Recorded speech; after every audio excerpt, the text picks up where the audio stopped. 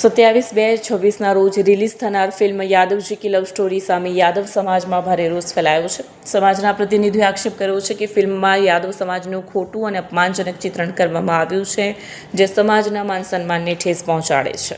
તેમના જણાવ્યા મુજબ ફિલ્મમાં દર્શાવવામાં આવેલ વિષયવસ્તુ સમાજ વચ્ચે વિભાજન ઊભું કરી શકે છે।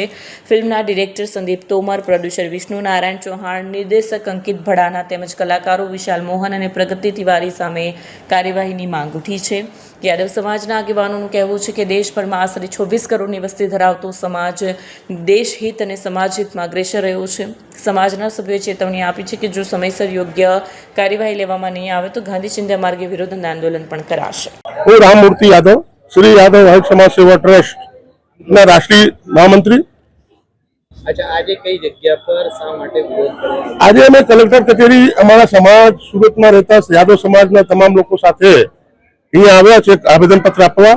એક મૂવી 27 તારીખે રિલીઝ થાય છે। એ મૂવી છે યાદવજીની લવ સ્ટોરી। એમાં જે છે ને એ સ્ટોરીમાં જે ફિલ્મ નિર્માતા છે અમારા સમાજ સામે અમાरे समाज साथे बहु अन्याय कर्યું છે। અમારી મા બહેન ને ખરાબ રીતે એ લોકો દર્શાવ્યા છે, લવ જેહાદ ને પ્રોત્સાહન આપી રહ્યા છે।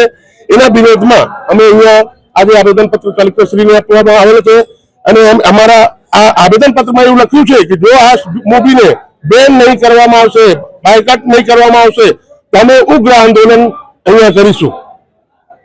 કઈ જગ્યા ફિલ્મ રિલીઝ થવાની? આ ફિલ્મ આખા હિન્દુસ્તાનમાં રિલીઝ થવાની છે। અમારા ઉત્તર પ્રદેશમાં જે છે, बिहार में एमपी में एनी सामे सुप्रीम कोर्ट में गया है।